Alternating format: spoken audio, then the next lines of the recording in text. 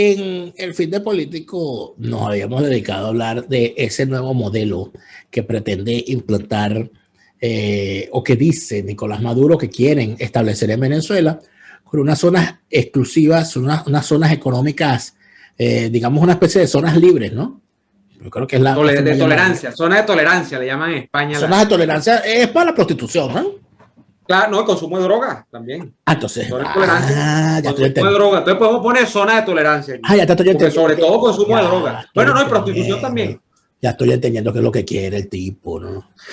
¿Qué es lo que quiere el negro? ¿Qué es lo que quiere el negro?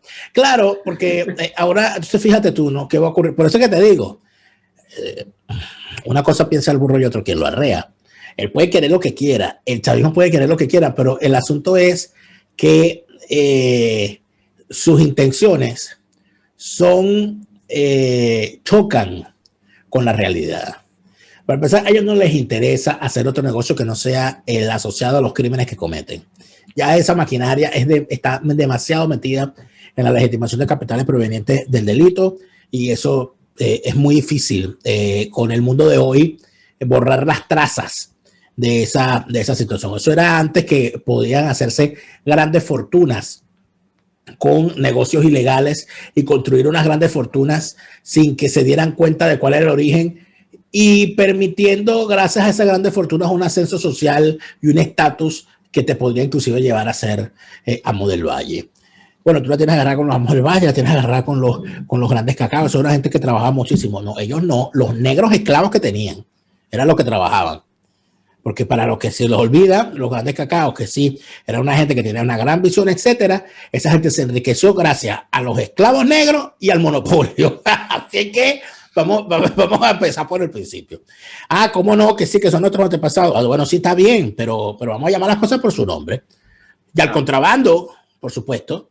Entonces, tú contrabandeabas, te librabas de la compañía guipuzcoana, contrabandeabas y escondías esas morocotas. Escondías las morocotas en la casa, ¿no? De la familia, en aquellas grandes ollas de barro y las metías en un cuarto de la trastienda que tenía dentro de la habitación del gran patriarca. Y por supuesto que el patriarca tenía mucho real, porque entonces con unas morocotas de esas compraba otra finca, hacía negocio con el otro. Oye, fulano sí tiene real. No existía la OFAC. O sea, no iba a llegar la OFAC a decir, esa morocota que usted tiene allí, usted la sacó del contrabando. No.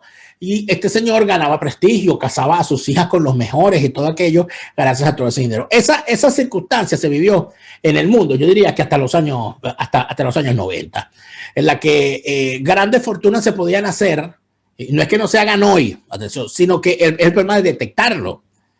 De que a partir de los años 90, con la introducción de lo que se llamó la banca electrónica a gran escala y la interconexión de los sistemas bancarios a nivel global, hizo muy difícil que un narcotraficante pudiese ganar el dinero de producto de la venta callejera de la droga. Bueno, vean todos los programas que hay sobre el narcotráfico recientemente y ven que es allí donde se cae el negocio. Que los tipos eran muy eficientes. No hay cómo administrar el dinero. Claro, porque los tipos eran muy eficientes para conseguir la hoja de coca, para sembrarla, para procesarla, para matar a los que se metieran por el medio, para distribuirla, para regarla por el mundo. El problema estaba en manejar el dinero, producto de eso. No había cómo, no cabía. Físicamente era un estorbo el dinero. Tenían que pesarlo, no lo contaban, sino que lo pesaban. Entonces por ahí iban. Entonces, y ahí era donde se enredaba. ¿Por qué? Porque efectivamente, porque es imposible manejar tales volúmenes. Hoy en día sigue siendo así. ¿Cuál es el problema que tendrá el chavismo intentando eso, estimado Neomar? Que es bueno que cuando intentes llegar a una zona libre en Venezuela, tú teniendo plata, teniendo real, tú vas a exigir que te den plenas libertades para tú hacer para competir ahí libre y lo que te quiera tu matrimonio competir como tú. En Venezuela no se cree en la libertad comercial. No, Dani, es mentira, claro. Que tú vas a irte para allá, chico, y vas a hacer y vas a montar una marca gourmet de ron y le vas a competir a la gente, a los Folmer, contra Rosa Teresa. Porque estos tipos van a decir, ¿qué? ¿Cómo es eso? ¿Cómo es eso? ¿Qué es eso? ¿Qué? Porque van a ir a llorar, Nicolás, a decirle, claro, protégeme. ¿Qué, Nicolás? ¿Cómo le porque además yo te apoyo para que tú me proteges. Esa es la historia de Venezuela. Pero mira, tú sabes que tú has dado en el clavo con la primera razón, por la primera y quizá la fundamental, de por qué yo cuando empezaron a hablar del modelo chino, Daniel, y modelo chino para allá, modelo chino para acá, la historia de China después de la década, final de la década de los 80, que eso se puede replicar, que no, ese es un comunismo capitalista, ese es un comunismo que, bueno, no, y un poco yo digo, vamos a comenzar. Sí, no, pero además está el tema de las verdades, de las certidumbres, Daniel. En China hay un modelo que funciona, que es un modelo absolutamente ya medio esclavista, es un modelo desprovisto de derechos humanos, todo lo que tú quieras, pero hay unos niveles productivos allí. Por cierto, con unos estándares de calidad en promedio muy malos. Lo que pasa es que es muy difícil en el mundo contemporáneo huirle a los productos de fabricación china, porque todo es chino prácticamente. Ya las grandes marcas estadounidenses y europeas han fabricado o llevado extrapolado, digamos, su producción a China porque es sumamente más barata y por ende pueden tener un precio final más económico, pueden tener mayores márgenes de ganancia y eso les permite a ellos seguir a flote, ¿no? Entonces es muy difícil huirle al Made in China, es muy complicado. Donde uno lo ve más, Daniel, donde uno lo ve más acá en Venezuela, por ejemplo, que es un área que a mí siempre me toca de tanto en tanto porque vivo con las reparaderas de carros, es en repuestos automotrices. ¿Cómo cuesta conseguir un repuesto que incluso, porque me pasó reciente, marcas que yo sé que son americanas, entonces yo estoy buscando mi marca americana con aquel entusiasmo, cuando volteo la caja dice Made in China. Entonces, todo está afectado por la producción en China, pero esa gente produce. Ahora, dime tú, ¿por dónde vamos a comenzar? ¿Cuál va a ser el decálogo, en principio, para que Venezuela pueda analogarse, compararse, así sea por lo chiquito, con lo que es un modelo productivo chino que, ojo, te digo que tiene todos estos problemas que ya dijimos, donde, bueno, no hay derechos humanos, laborales, nada. Los chinos son comunistas porque lo son, lo que pasa es que los tipos tienen otra manera de administrar ese país y es un país estamos hablando de millones y millones, más de 1.000 millones de habitantes, un modelo político dominado por décadas por el mismo partido único, ese tipo de cosas. Pero más allá de eso, está el tema de la cultura productiva. ¿Cuándo el chavismo va a dejar que eso que tú acabas de decir, que es, yo necesito un elemento fundamental, que es, lo primero es alguna libertad para yo producir, opere en Venezuela? Con unas usanzas, unas costumbres que además tienen que ver más con la improductividad que con la productividad, es muy complicado. Entonces, por eso es que yo he dicho que el modelo chino en Venezuela no puede funcionar, porque para empezar no tiene los incentivos iniciales con los que tú podrías funcionar un modelo así. De manera que todo lo que tú montes con modelo chino, vietnamita, lo que sea, o sea, esto que llaman país dos sistemas, eso no va a caminar, por más que crees zonas especiales, por más que crees lo que tú quieras crear, porque siempre el Estado chavista va a estar allí y el Estado chavista va a acabar con lo que usted se está proponiendo. Esto es muy complicado. Bueno, lo que pasa es que, claro, soñar no cuesta nada, ¿no? Y estafar tampoco. O sea, ¿qué puede perder el estafador? Nada, que no logre la estafa, pero el estafador normalmente no invierte. El estafador vende un cuento. Y estos están vendiendo un cuento. ¿Qué es lo que quieren hacer esto? No, vender el país por pedazos, eso sí, ¿no? Por ejemplo, uno de los grandes intentos que se hizo por vender parte de Venezuela como si no fuese parte de Venezuela para que se creara un fenómeno económico que por sí mismo, bueno, diera y rindiera, se creó en Venezuela cuando surge el puerto libre de la isla de Margarita. El puerto libre de la isla de Margarita sería interesante estudiarlo a raíz de estos intentos que estos tipos quieren. Lo que se hizo con el puerto libre de la isla de Margarita. El puerto libre, para empezar, terminó siendo una especie de aliviadero moral para aquella clase media venezolana que no pudo seguir yendo a Miami a gastarse los dólares. Entonces tú tenías, ¿verdad? Como que a un Miami chiquito o un Miami para los pobres, pues, entre comillas, porque te ibas a Margarita, disfrutabas de unas maravillosas playas, pagabas en bolívares y tenías ropa importada a precio de Puerto Libre sin impuestos. Y eso de alguna forma aliviaba en mucho esa presión social de ya no puedo ir a Miami, pero además de eso generaba también un mercado interno importantísimo que en realidad fue el que permitió que ese Puerto Libre estuviese allí. Porque la idea real era convertir a Margarita en una isla del Caribe a nivel de que compitiera con Curazao, Aruba y todos estos grandes sobre todo con lo que era aquella pujanza del Caribe Oriental francés en aquel entonces, Guadalupe y Martinica, que tenía Margarita, por supuesto, mucho más de lo que tenían estas otras islas, mucho más que ofrecer. Entonces es cuando empiezan aquellas grandes ofertas de venta de Margarita en el extranjero, como si no fuese Venezuela. Entonces tú revisabas una revista en Europa y te hablaban de Margarita, pero no te hablaban de Venezuela. Ellos le decían Isla Margarita, no, Isla Margarita sola. Aparte. Margarita Island, claro. Y entonces Isla Margarita. Eso empezaron a venderlo y Margarita vivió unos momentos muy, muy interesantes a principio y durante el transcurso de los años 90, donde empezaron a llegar aquellos grandes mayoristas de turismo de Europa, sobre todo de Inglaterra, de los países recientemente, cuando cae el comunismo, que empieza esa gente a viajar, a huir del invierno. Recuerdo que había muchos vuelos de aquí de Alemania y de Holanda, y de los mayoristas canadienses. Y se crearon unos fenómenos interesantísimos ahí, donde llegaba gente en una cosa que se llama un régimen especial, el régimen especial de por la mar. ¿Qué era ese régimen especial de por la mar? El régimen especial de por la mar obligaba, yo tuve oportunidad de trabajar directamente porque en el INAC teníamos que trabajar con el régimen especial de por la mar, que establecía, entre otras cosas, el régimen especial de por la mar establecía que tú le ibas a dar libertades especiales a una aerolínea para que volara a Margarita, a la isla de Margarita, sin las restricciones de que fuesen unos vuelos regulares todo el año. Porque para ser considerado un vuelo regular, tú tienes que volar todo el año, no nada más en temporada alta, para garantizar que haya flujo de transporte. Pero el régimen especial de por la mar establecía la posibilidad de que una aerolínea internacional volara solamente en temporadas a la isla de Margarita, siempre y cuando garantizara que el vuelo estuviese atado a una oferta de todo comprendido, que incluyera el hotel, la posada, la comida, el tour por la isla, por la cosa, todo aquello. Claro, porque tú ahí enlazabas a varios sectores comerciales de la isla. Claro. Haces una cosa que los economistas llaman, le agregas valor al negocio. ¿Entiendes? Entonces, ¿qué pasaba?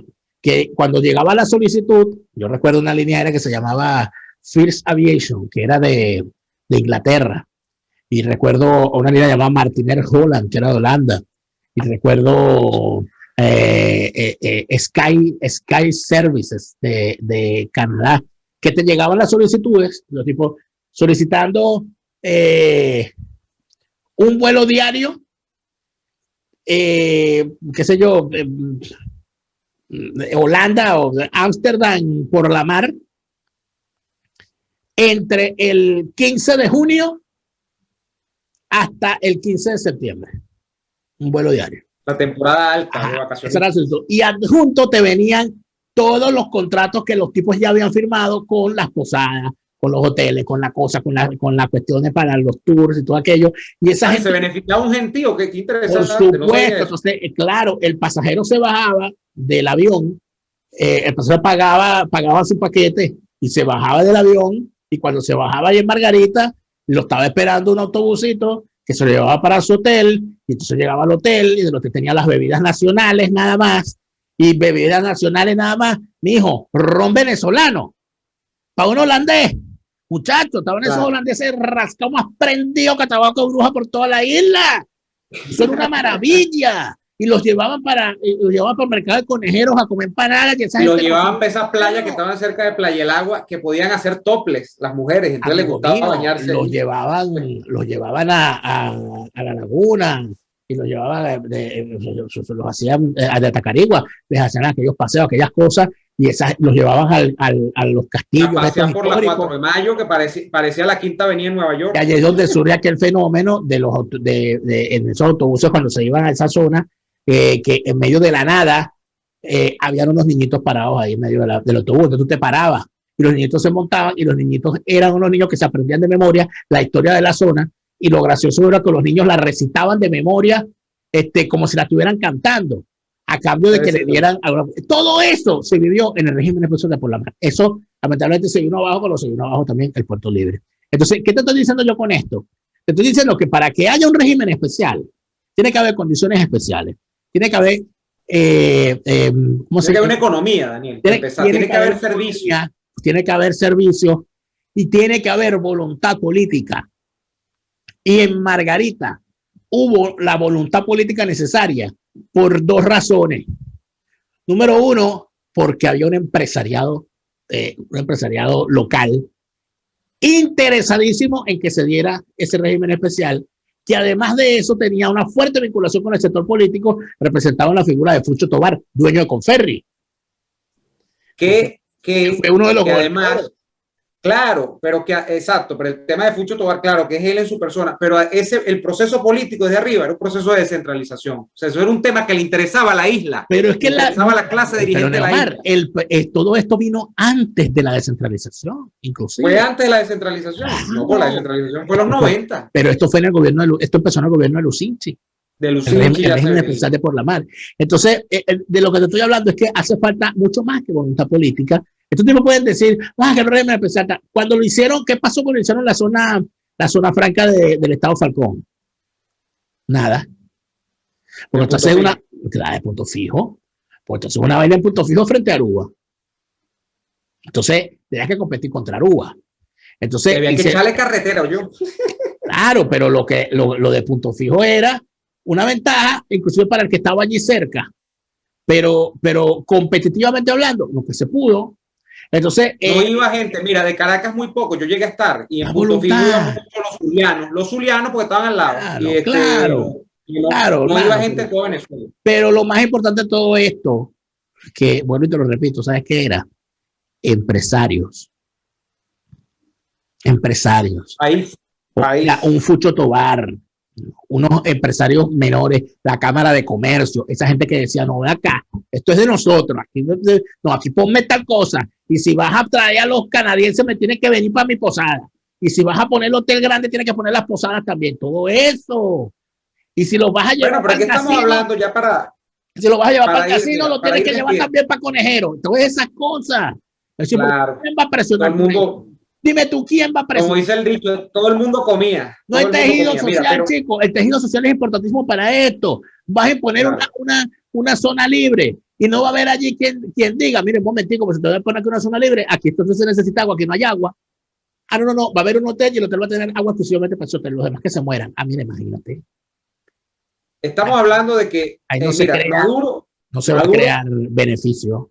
No, y Maduro cree que porque tiene el control de la asamblea, porque esto va a pasar por la asamblea, entiendo, ya está en consideración de la asamblea de Maduro, lo van a aprobar lógicamente, y él cree que con eso ya ganó, ¿no? Y el tema es mucho más denso, el tema es mucho más complejo y corresponde al país real versus lo que él tiene en su cabeza, que bueno, que no, que este es un país pujante, que todo lo demás. Entonces, por allí hay que tener de pronto pendiente, tener mucho ojo con esto de la ley de zonas económicas especiales, porque creo que es un tema que va a dar de qué hablar. Y los que están preguntándose ahorita por qué tenemos a PDVSA detrás, comenzamos hablando de PDVSA en la primera parte, a propósito de este tema también y del remate por pedacitos de PDVSA. Entonces, bueno, se nos acabó esto, pero antes de irnos, quiero leer algunos de los mensajes, porque nuestros suscriptores nos dejaron muchas cosas aquí. Kelvin Echenique nos recomienda la lectura del libro La tiranía de la meritocracia de Michael Sandel, que dice que en ese libro se explica el lado oculto de la meritocracia. Gracias por la recomendación, Kelvin. Nos dice por acá Juan Romero, eso es lo que se escucha, unos cuantos toreadores moviéndose, pero es que ni siquiera los boliburgueses se creen entre ellos mismos, nadie quiere sacar la plata, es verdad, nadie cree que eso va a ocurrir del todo. Daniel, es que no hay burguesía, la burguesía tiene que crear cosas, tiene que inventar, tiene que producir algo. No, aquí esta gente quiere renta. Esto lo que quieren es renta. ¿Y cuál es la renta de estos nuevos empresarios? Importar y revender cosas como venden espejitos. Eso todo ellos están haciendo. Es el gran emprendimiento. Ellos quieren vivir como sus tatarabuelos, con esclavos y monopolio con contrabando. No hay protección jurídica. Ahorita están buscando votar y liquidar a un poco de PDVSeros.